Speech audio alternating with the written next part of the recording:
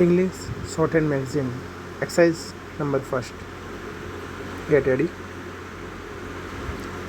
Start.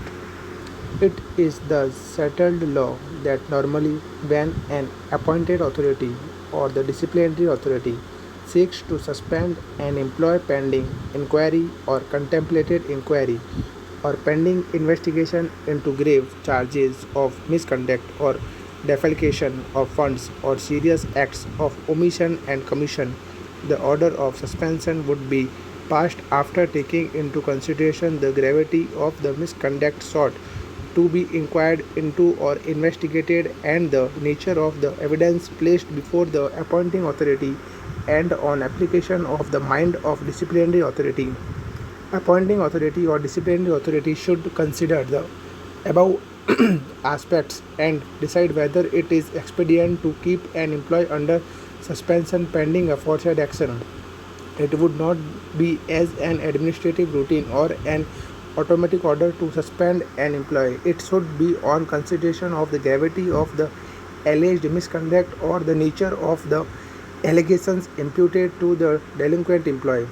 The court or the tribunal must consider each case on its own facts and no general law could be laid down in that behalf. Suspension is not a punishment, but it is only one of forbidding or disabling an employee to discharge their duties to office or post to avail further opportunity to perpetrate the alleged misconduct or to remove the impression among the members of service that dereliction of duty would pay fruits and the offending employee could get away pending inquiry without any impediment or to prevent an opportunity to the delinquent officer to scuttle the inquiry or investigation or to win the witnesses or the delinquent having had the opportunity in office to impede the progress of the investigation or inquiry, etc. It would be another thing if the action is actuated by malefides arbitrary or for ulterior purpose. The suspension must be a step in aid to the ultimate result of the investigation or inquiry. The authority also should keep in mind public interest of the impact of the delinquent's continuance in office while facing departmental inquiry or trial of a criminal charge.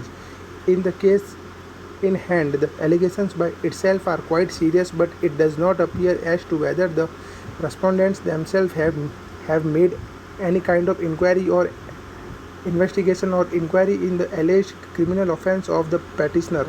The respondents have not even whispered in the entire counter affidavit that they collected any material from the said news channel or otherwise found that the matter requires some investigation or inquiry against the petitioner in respect to any alleged criminal offence, though it is said that they have referred it to CBI, but whether any case has been registered by CBI for making investigation or inquiry into an alleged criminal offence has also not been stated in the counter affidavit. The investigation or inquiry into an alleged criminal offence would come only when a FIR or criminal complaint is registered. Thus, in our view, the order of suspension has been passed without satisfying the requirement of Rule 10(1) of 1965 rules. Full stop.